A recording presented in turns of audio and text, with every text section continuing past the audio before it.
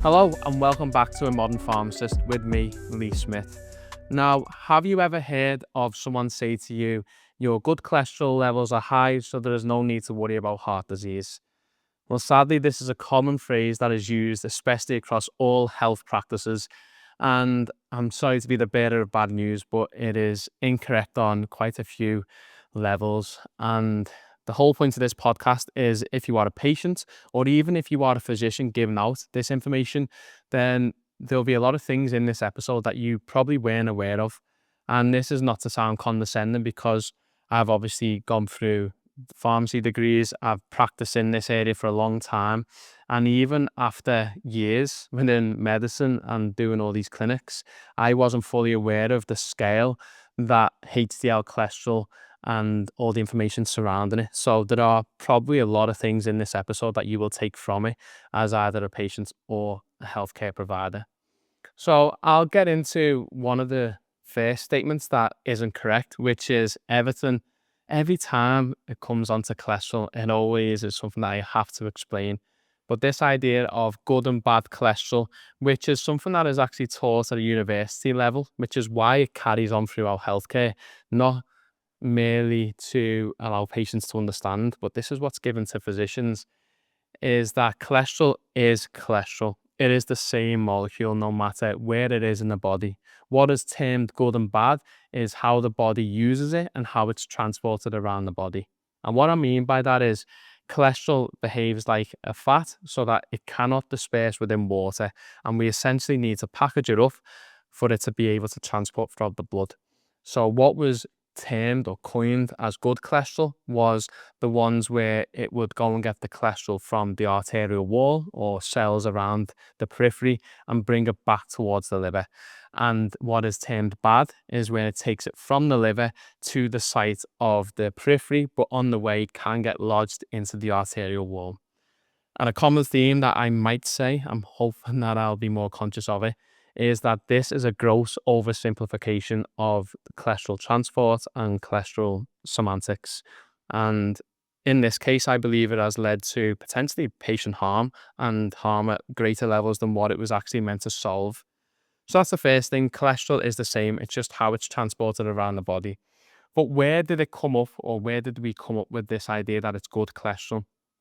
Now, a lot of the data that we cite when it comes to cardiovascular medicine is from a group of studies called the Framingham Studies, and I believe they're in Massachusetts.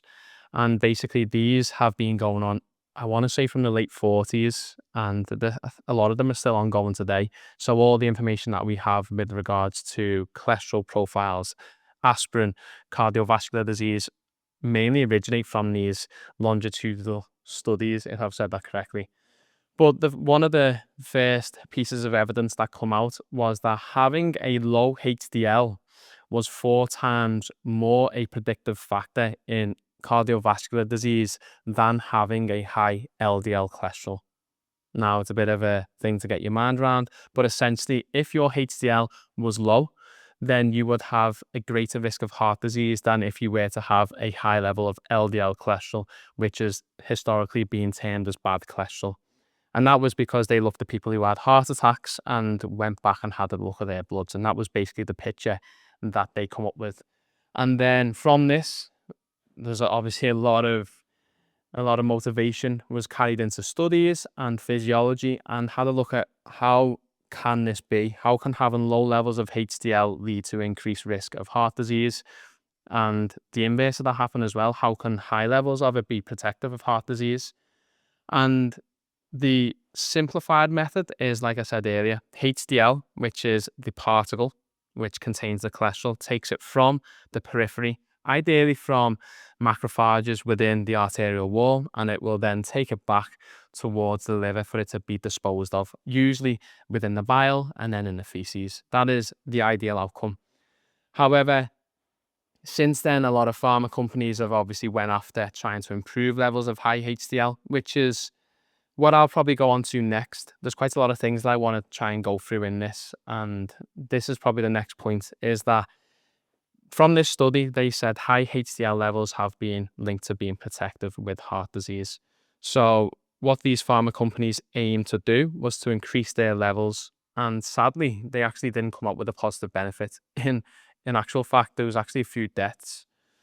So in order to understand why that happened, I will need to take you back into what is actually happening now that we've fully, I say fully, in, I don't know, a light sense, because we still don't really understand this. And in my opinion, we are very well versed in apoB, LDL cholesterol, all the ways to treat it that way. But when it comes to HDL cholesterol and apoA as a capital A and their family of lipoproteins, I feel as though medicine is lagging well behind LDL and apoB.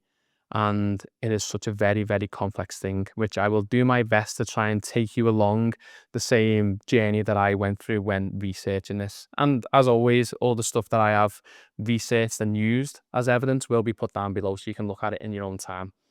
But what we've agreed on now is that when cholesterol is put into a HDL particle, which is the vessel, it can go back to removing cholesterol from the periphery in two ways. One of them is the original way, which is it goes directly towards the liver and it offloads it via this receptor, which is SRB1, scavenger receptor type B complex 1, I believe is the actual term, SRB1. So what that does is it basically siphons the cholesterol out of the HDL at the liver. The liver is one of the only, I think it's the only cell and organ in the body that can actually process cholesterol. All the cells in the body can make it, except at least one or two, which is like mature red blood cells. But not all cells, apart from the liver, can process it. So that's why we want to get it back to the liver, so we can put it into bile, it can maybe put it into some hormones, and if not, it can excrete it throughout the feces. So that was the main way that we used to hypothesize it was getting removed. But what we have now found is that another way is possible, and how it works is that the HDL cholesterol takes it from the periphery, and via an enzyme called CETP, which is I'll say it again, cholesterol ester transfer protein, will then transfer cholesterol from the HDL towards a VLDL, which is an apoB containing particle. And I will just term these bad for the time being, just so you can understand it. So it goes to the VLDL, and in return, they give some fats in the form of triglycerides. They go in the opposite direction. And then how that makes its way back to the liver is that because of densities, physics, VLDL, which stands for very low density lipoprotein, will transform into low density lipoprotein. And that will go via the low density lipoprotein receptor on the liver to then do the same thing, discard it in however it sees fit. So there are two ways. The exact proportion and percentage of each one hasn't been agreed, but they're the two ways in which you can get rid of cholesterol out of the body from that point of view. So if you go back to how HDL removes it to a VLDL, it's via the enzyme CETP.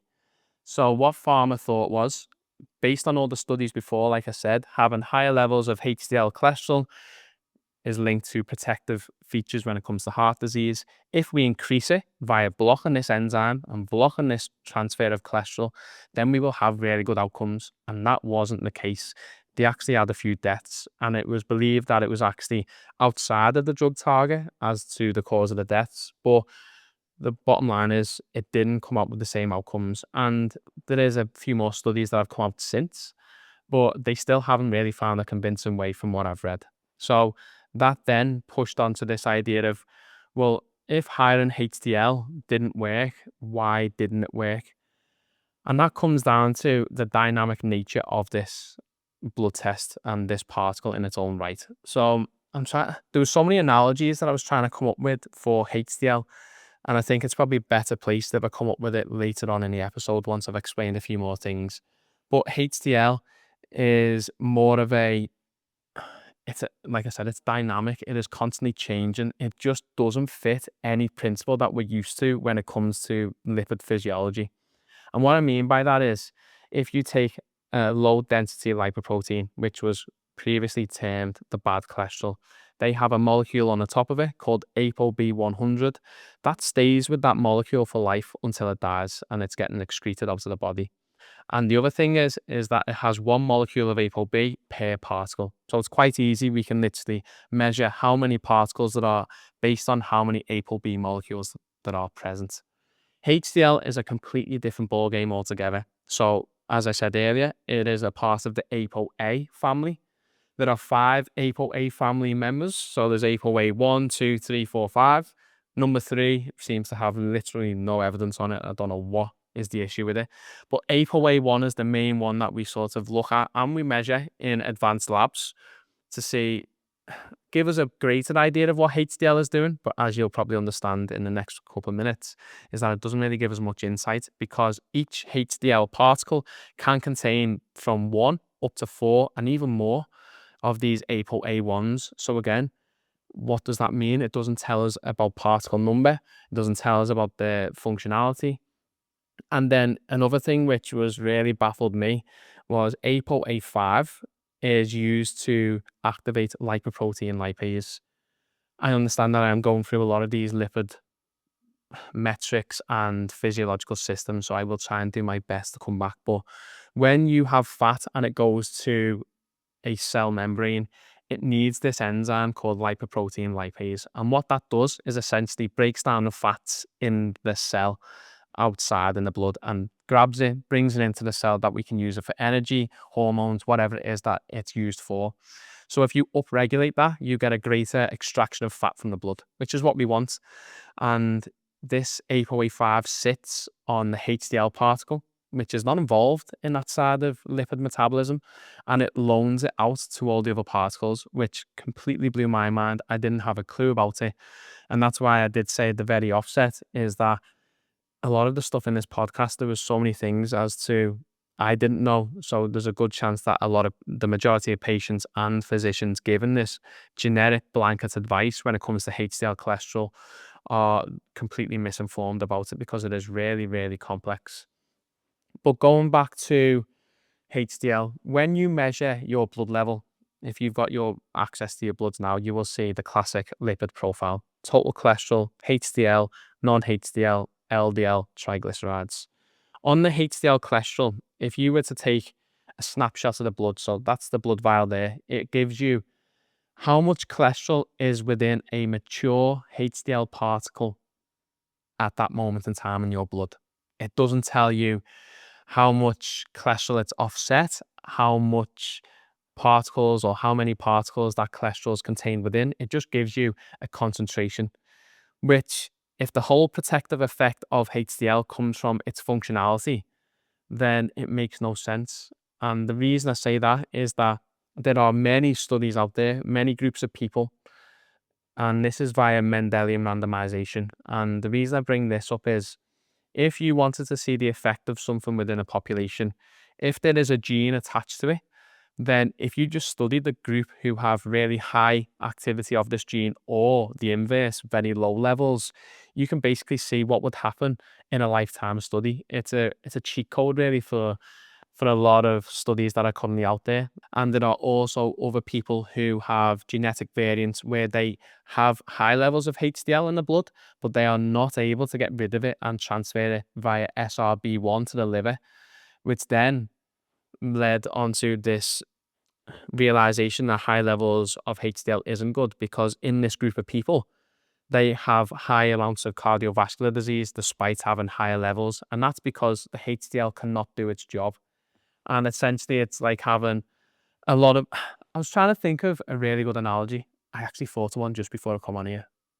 I'm going to go with a shopping analogy. So, if you were a shopkeeper and you've got a bag store, for example, and you've just got loads of pedestrians walking outside your shop, and a lot of people who come into your shop to browse have a lot of disposable income, a lot of people would say, well, that's going to translate to a lot of people buying. So that is what you want. Having a lot of pedestrians with high disposable income equals more sales, which, as we know in real life, that doesn't happen. And that is not the case. And that is what I would say with high HDL is having high HDL in theory means that you're going to get a lot of cholesterol that's offset to the liver and reverse transported back through other pathways. But if it's not functional, it doesn't have the right means to do them things, then the high level doesn't result in the payload that you want. And that is the same with the shoppers. If they just don't like the bag, or let's say they've got the money disposable, but they've got a lock on the card, they're not able to have a transaction. I think that's the best way to explain it, really. And that is why I deviated away from saying high HDL is a good cholesterol or high HDL levels is good for the patients, because as with the majority of things within health and wellness, we have a hyperbolic curve, I believe that's the term, where at the low levels, it's not the best. Then you get most improvements in the middle. And then when it gets too high, again, the risks start coming in. And I believe that's the same with HDL, is that low levels, obviously not the best. High levels, again, not the best. And the reason why I've come up with this is that a lot of people who are within HDL investigations and HDL research have said the same things, is that you should use HDL cholesterol more as an integrator, as an integral. And what they mean by this is that if you take HbA1c, which if you've listened to this podcast for the last 8 or so episodes, you will now know HbA1c is a measure of your blood sugar, a good idea of it over the past 3 months. And it doesn't give you an immediate snapshot in time. It tells you what your body's been doing over the past 90 days. And that is how we should really be treating HDL, because as I said earlier, it accepts triglycerides from VLDL. It also is able to offload cholesterol in reverse cholesterol transport. So low levels could mean in either one, doesn't have enough cholesterol to move around, or that there is not enough triglycerides. I'll frame that differently. So one, there's not enough cholesterol to reverse transport, or a low level of HDL could mean that there are too many triglycerides in the blood and it is accepting too many of them, which is then changing their classification. And this is actually quite a hard thing to nail down, really, but you should use it more as an integrator, because the best way to explain or describe HDL is like a quarterback within American football, is that in its own right, and looking at it in a snapshot doesn't really give you too much. But when you look at what it's doing in a greater picture, as a quarterback is, it's obviously picking the play. It's facilitating a lot of the other things that happen amongst the pitch. The HDL particle is also doing that at the same time. And that leads me on to my next one, which now that we know, or hopefully if you've listened to this so far, or you go off and read the evidence that I put below, having a high HDL cholesterol doesn't really tell you too much. It's not a protective factor. It is more associated with, in some patients, having a good protection of cardiovascular disease. However, it's not causally linked. You cannot categorically say high levels of this protects this. And that is the big thing to take out of this.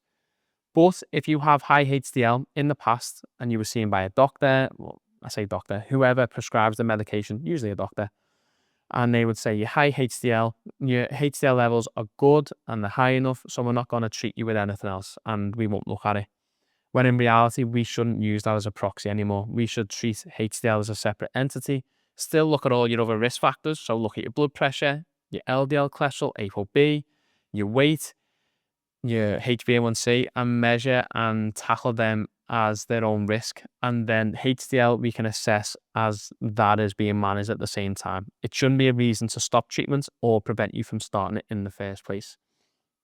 Another thing with HDL, which I did allude to before, is that it is a good indicator of insulin resistance at the same time. And by the same mechanism that I explained earlier, and the one that pharma is currently trying to exploit, is the CETP enzyme. And when HDL transfers the cholesterol, in return it gets triglycerides, which we know. Now, in someone who is insulin resistant, you are not able to use fat to the greatest level, and you are not able to use sugar. So the body exports a lot more fat than what it should be doing in the blood. Now, the body, as with anything in the body, it likes to try and keep an equilibrium. It likes to offset a lot of things, try and keep homeostasis. So if there is a large amount of fat within the blood, it likes to try and stabilize it. So the fat is usually put into VLDLs. And then because there's so many of these VLDLs that are probably twice as big as what they would naturally be in someone who is insulin sensitive, it then offloads it to a HDL. And when it offloads fat, because of physics and densities, HDL is no longer a HDL, and it then loses its conformation, which means its number drops and triglycerides will still be high. So if someone is classed as insulin resistant and you want to have a quick, cheap, poor man's view of whether they are, you can look at whether they've got low HDL and whether they have high triglycerides, because that will give you a good indicator as to whether they actually are. Now, I'm conscious of the fact I've went through quite a lot of topics today, and there's quite a few things that I didn't want to go into too much detail in, and that is NMR spectroscopy with HDL. There are further modes of treatment and how you should be measuring certain lipid panels, because genuinely, I think one of it is it's very complex. And the second part is that there is no generally agreed consensus when it comes to HDL. It is still an evolving practice. It is something that I have stayed away from to do the podcast on for a while, because even the experts in this area do stay away from it as much as possible because it is such a complex area. But needless to say, if I was to do a summary of this whole episode, it is that HDL cholesterol, one, is not good cholesterol. There is no such thing as good or bad cholesterol. It is the same molecule. It's how your body transports it and utilizes it. But HDL as a lipoprotein, as a carrier, is not classed as good because, well, it is classed as good, but the point I'm trying to make is that you cannot infer its response or its functionality based on a concentration. There are other tests that are needed to see whether this particle is doing its job. Is it actually offloading the cholesterol at the right site, or is it just holding on to it and keeping it within the blood, which actually then leads to a higher risk of heart disease in other modes and various methods? And that's the point I'm trying to make, is do not look at that and say it's good cholesterol, and once your levels are high, that's good.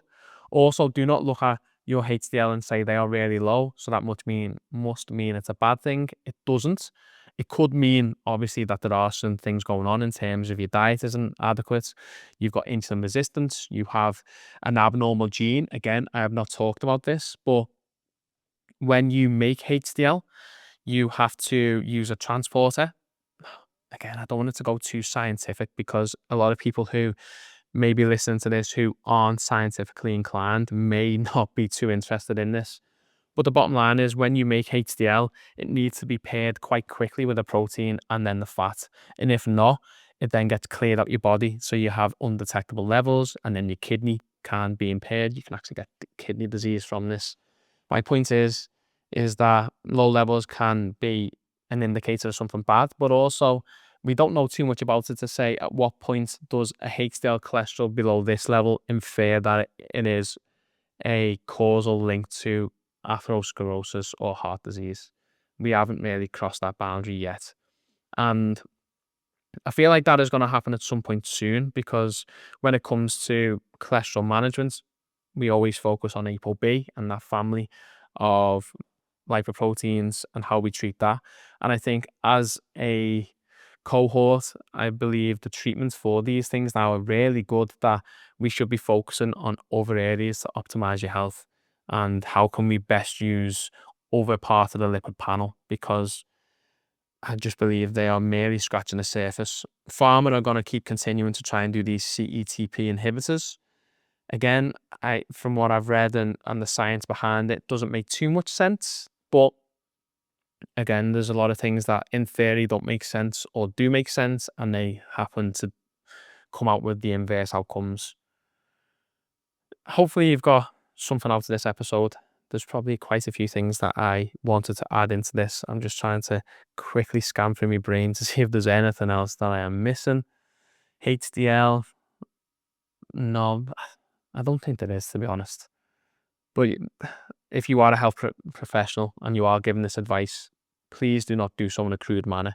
Do not give this good, bad, levels are good, adios amigo sort of approach, because I feel as though that is neglect. You are putting people at harm and giving people the wrong information, and it then makes it harder down the line when you try and correct and try and explain these certain mechanisms to them, because you've then explained this as good. How do you then change from being good to being actually it's probably suboptimal, or it's actually causing a risk factor for heart disease? That is quite a hard thing to change your stance on, and rightfully so. If you are a patient, if you've been told this, then it's going to be hard for you to flip-flop when it comes to mentality. But I do feel like there's a few more things I do want to say. I am conscious that I do not want to edit this episode. I think I'm going to end it there. As always, this episode is not for, well, it is for informational purposes. It's not medical advice. If you are under a GP, physician, clinic, and you are getting your HDL levels monitored, one, that's a good start. Two, just have another look at them and see whether any of this makes sense. Are they lower than what you would think? Are they high? And you think, well, has no one ever flagged that they are really high? And it could be an abnormality with SRB1. It could be an abnormality with CETP. If that's the case, they need to be looked into. And the more that we build this evidence base, the greater the recommendations that we can give. Like I said, if you've got this far, thanks for listening or watching, and I will see you in the next episode.